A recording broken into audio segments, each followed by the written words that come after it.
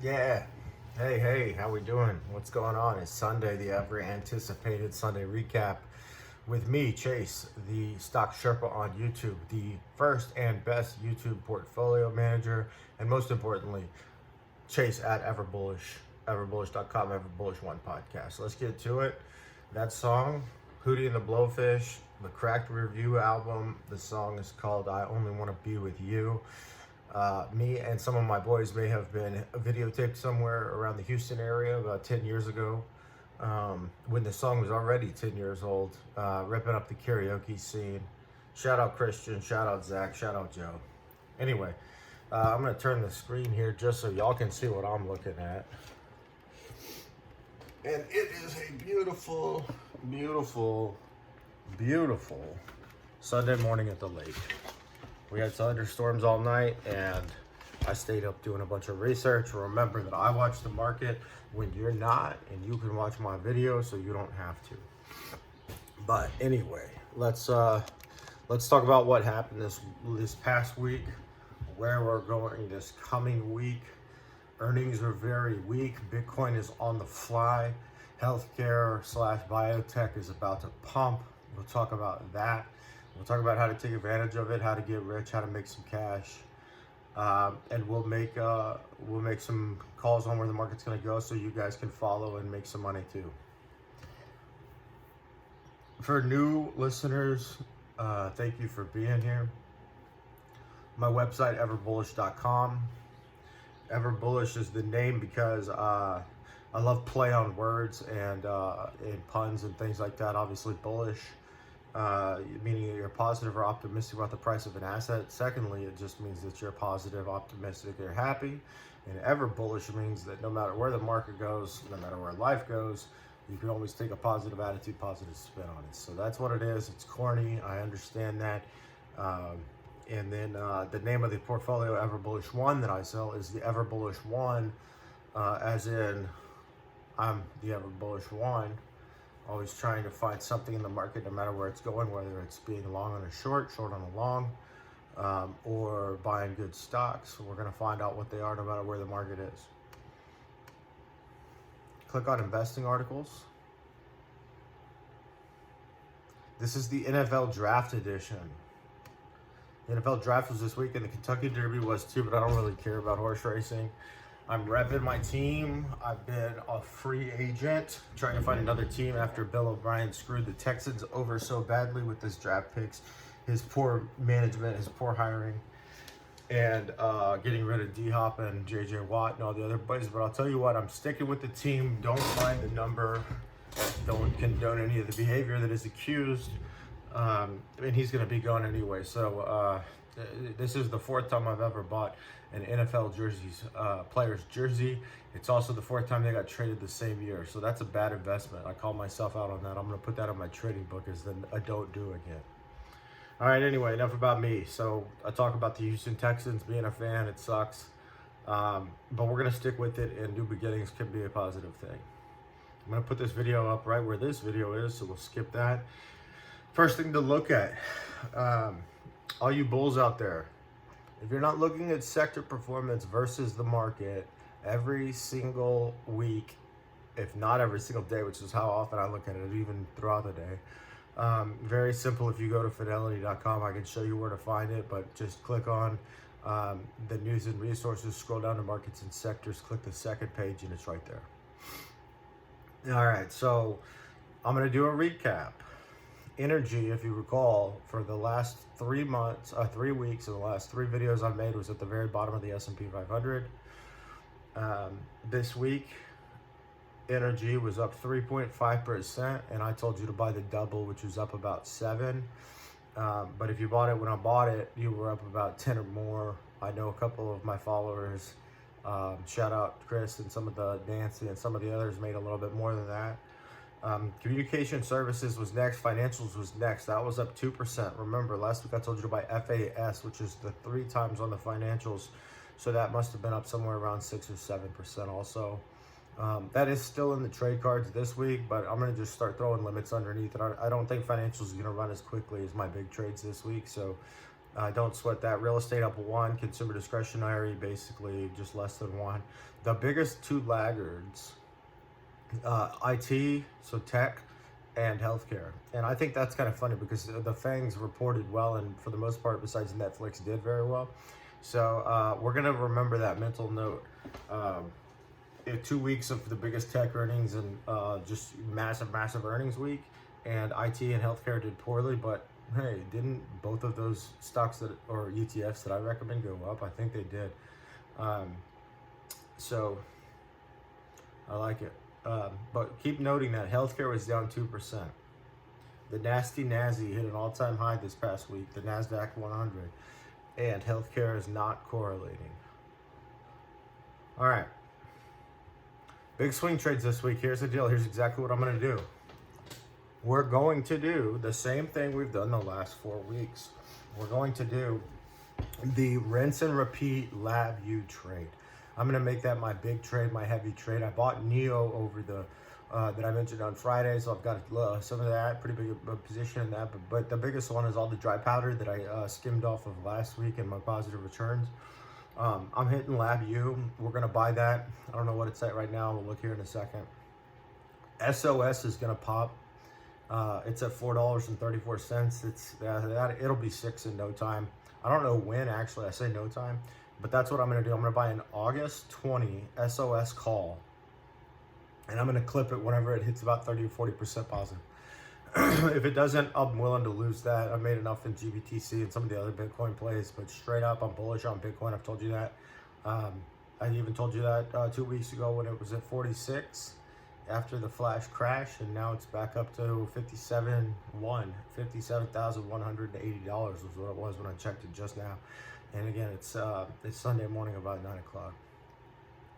All right, so what was I saying here? The big swing trades I will make this week. Oh yeah, the biggest swing trade I'll make this week is LABU. That's the 3 times on the biotech of the NASDAQ 100. So I'm not going to give all my secrets away. I'm giving almost all of them away until I get. Let's try to get 1,000. My goal when I started this was to get 1,000 followers on this channel. I'm already at 120. I feel great about that. I've got, like I said, a lot of loyal followers, which is awesome. I guess I should call them readers.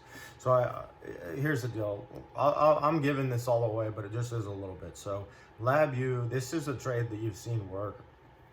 Anytime the NASDAQ 100 goes basically straight up, goes parabolic, it goes, let's say 2 weeks in a row, hitting higher highs, let's say twice a week. And I've been trading LABU a long time. I think a decent valuation of LABU, even with the time decay, is about 110 or 120. Whenever it's at 65, I'm putting everything I have in it. If it's at 75, I'm putting most of what I have in it. Right now, it's somewhere in the mid 70s. Let's look. Oh, there it is. Boom. All right, yeah. Like I said, I show you this all the time. This is the chart. What is more tradable than that right there? Look at the end of it. We're at 78. 1.5 months ago, one month and a half ago, I should say, she was at about 105, 110, and then 2 months ago she was at 120. The NASDAQ, if we charted it here, would be going like this. Almost every single thing that LABU holds is in the NASDAQ. We have the pandemic rollout. We have healthcare being able to start looking at other things. We have research. We have innovation. We have prescription pharma. We have got it all, and all of that. Most of that, I should say, is in the biotech subsector of the NASDAQ 100. Sometimes I call that the NASI. I understand that is kind of relaxed speech, but I don't really care as much on it. If I wanted to do relaxed, uptight speech, I'd still be working at a broker. All right, enough about me. Let's get back to the trades. All right, the SOS trade.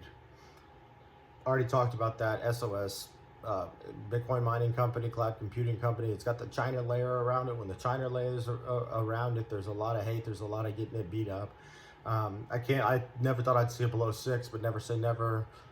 It is bouncing off of what I see as a bottom. I'm willing to lose some money on this trade. I don't think I will. Let's say put $1,000 on, what would that be, roughly 10 calls at 90 cents, 11 calls at 90 cents. So the August $4 just at the money / in the money for 90 cents on LABU August 20th. You know, that gives us, what's that, almost 3 months. I don't see that losing money. I can't imagine that it will. If it does, I don't really care. We made enough in some of the other ones. I'm not giving it back, but you can't really go much lower. Said that before, right? Catch the falling knife. All right, let's continue. I don't want to get stale here. I also mentioned that I closed out every trade last week except for EOG, and I talked about buying ERX again. Guess what? We're going to keep doing that. ERX, the double bull on the daily energies. The top two holdings of that are Exxon and Chevron. They both beat earnings, but they also dipped. It's time to buy. So buy the week after earnings. Sometimes when a company responds negatively to positive news, that's a Sherpa fun fact. But EOG, Enron Oil and Gas, again, one of my favorites. They are a big dog. They are smart. They are lean. They have good assets. They're just down the street in South Texas in Victoria. They're just up the street in Dallas. They're all over the place. They crush it. All right, we're going to keep moving. Oh, yeah.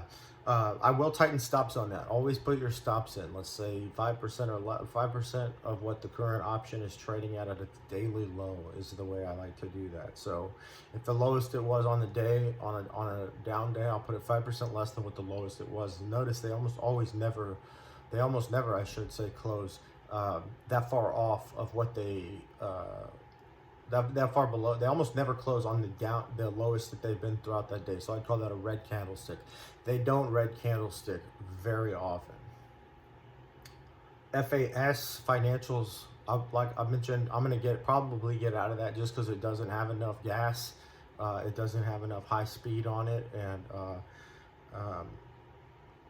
it will be another good trade again. If you followed, you made money, but if we're talking 2 or 3s, I need to see tens a week is what I like. 10% or more is kind of the goal in each and every trade. Okay, what else?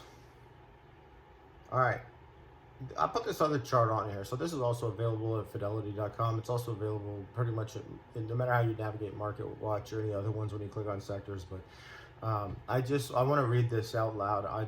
Okay, I'm doing this for me, not for you. This is kind of part of my process. So this is the 1-year performance of the 11 sectors of the S&P 500.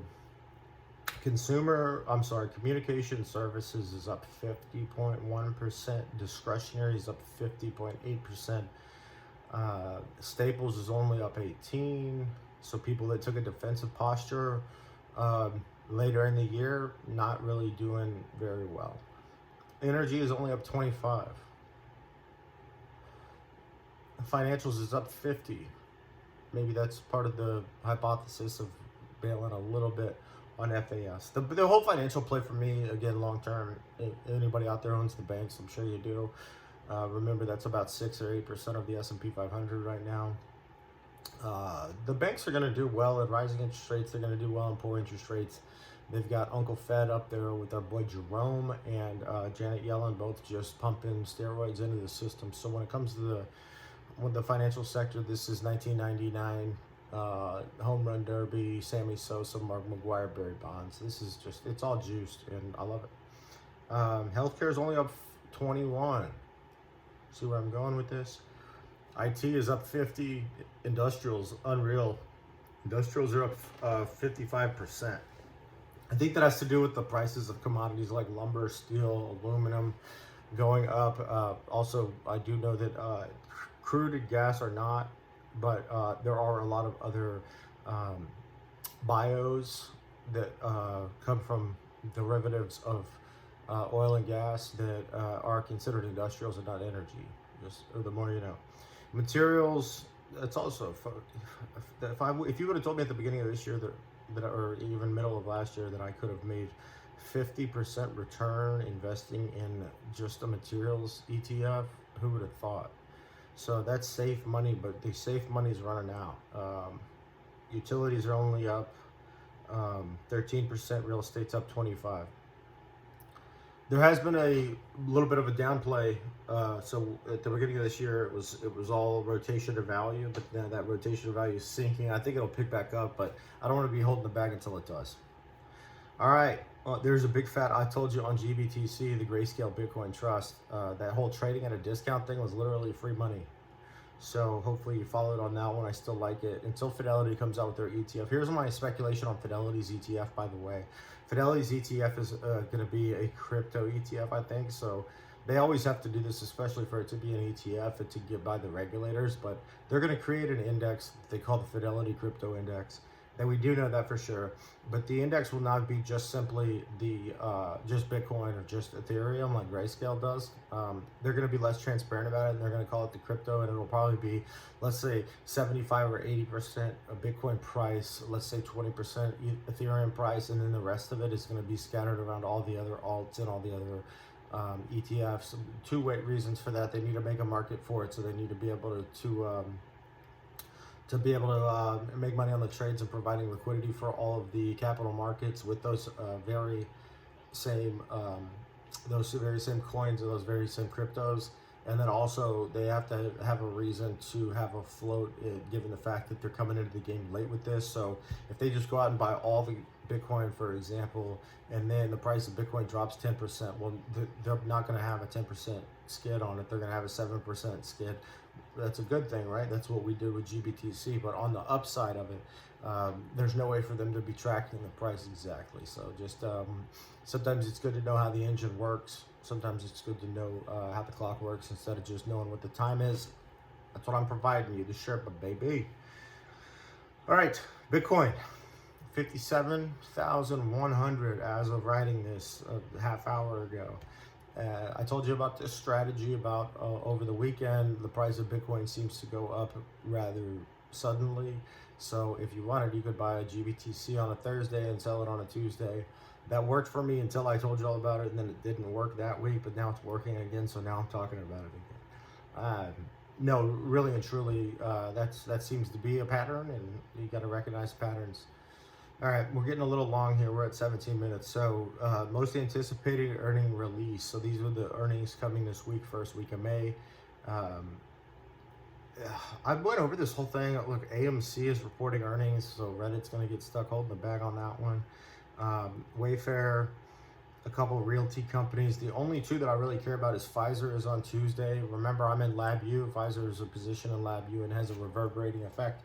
Going a little bit further, just because it's such a big name that is reporting, it's kind of setting the market. And then, I'm going to watch that, but good news, bad news doesn't really affect me. I just love LabVIEW this week. Get in it on Monday if you can, and it's down, then get very into it. If it's up, get into it. Maybe I'm probably going to go Tuesday at 9:40, so we'll see. If it doesn't move up too much, I'll just buy it on Monday. And that's for one of my followers or readers out there. So cool. The other one that I like is Nikola. Nikola's reporting earnings on Friday. I've said it before. I'll say it again. I think that is an absolute dog shit company. I think what they did is unethical. I don't think that they should even be listed. And they really damaged the EV space that I'm so positive and bullish on. But it seems as though the bag holders, as they call themselves, just kind of stayed put, and now they created a mess so that they could clean up their mess. They're the firemen that burns down the house to have a fire to put back out. So now there's actually a job to do, and there's money to do the job. So maybe they pull through a little bit. I know that the government is making this so easy with Biden's $2 billion going straight to EVs. No, it's more than 2 billion. What am I saying? 200 billion going straight to EVs. So let's see what happens there. If it's up, I'm even more bullish on my number one holding of the year, which is RIDE, Lordstown Motors. We all know that. So to get rid of, what am I saying here? Two gangbuster week of earnings. Those were the last 2 weeks. Only thing I see here that matters is, again, Pfizer on Tuesday, Nikola on Friday, and that's more of a personal thing. I don't think I'll be trading on the actual news. Here's the promo. You got to scroll all the way to the bottom for the exact option trade that I mentioned before, and I showed in the option chain so you can see it. We're going to look at that in a second. Consider buying one of the Everbullish One portfolios. I do all of this for you, and my goal is to get people to buy my $75 download portfolio and we rotate and manage and balance that throughout the year. All the other content that I'm giving you, like all this stuff, is completely free. I care first about uplifting the consciousness of the average investor. I care second about at least being able to keep this channel afloat. I charge $75 because I made a bet with a friend whenever I was a little intoxicated a couple of years ago, and I said that for 1/10 the price of the Fidelity Contra Fund, I think that I can beat it by over 1%. Well, right now I'm up over 5% on the Fidelity Contra Fund. We're what are we, like 3/8 through the year, and if you were to follow, you'd be beating your advisor. You'd be learning how to manage your own portfolio, so you're not dependent on these people that sell you products for a living. They don't manage your portfolio for a living. That's a damn fact. I can tell you from the inside. So if you want to buy one of my portfolios, I'd love it. You can also buy me a hypothetical cup of coffee. I'm trying to make that a thing. It is not going well because I'm a coffee guy now. You can also use it to hold your advisor accountable. You can email it to your advisor if you don't want to have a difficult conversation. But at the end of this year, if you were to get involved and follow me, the YouTube portfolio manager Chase at Everbullish, the Stock Sherpa, you can certainly be convicted in the way that you invest going forward. The average fee on a managed account is 1%. On 100 grand, that's $1,000. It would be $75 for mine, and I'm beating the managed accounts by roughly 5%. So add 500 to that. So now you're saving $1,425.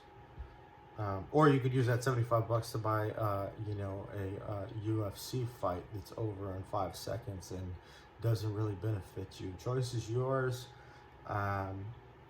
Hold your advisor accountable. The investment industry it has the table tilted away from you. The more you know, the more money you will make, the more money you will save, and the more convicted you will be. It would be as though you knew how to fix your own car when you went to the mechanic and you didn't have to rely on what he told you. All right, I know that was a lot, but I say what I feel what I say, and I'm doing it here. So thank you, everyone. Scroll all the way to the bottom. This is... Well, I have to replace that. I guess it didn't save when I put it in there. Let me see if I can go here.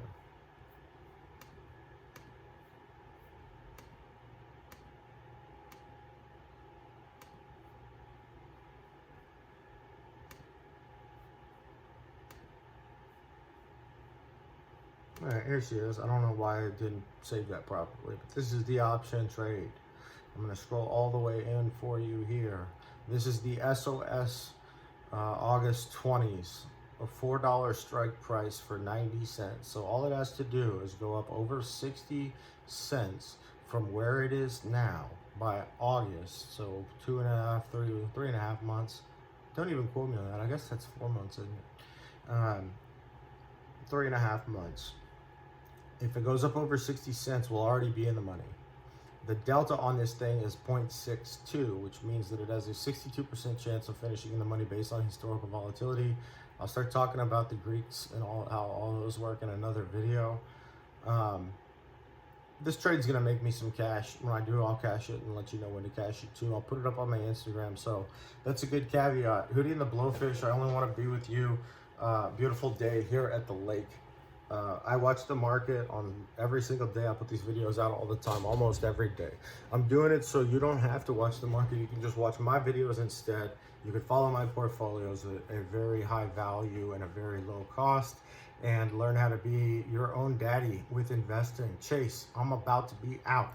Chase, Everbullish One podcast, available on all podcast networks. My preferred network is ivy.fm. The best podcast discovery app in the world. You will see that. And everbullish.com/portfolio store if you want to buy any of my merch, cool t-shirts, and obviously the digital downloads on the portfolio. Let's hope that the Texans get their act together, or I will be shopping, and the Cardinals are looking pretty good right now. Let's get rich. LGR, AFG, LFG. Let's go. Have a great week. Happy Sunday. Enjoy.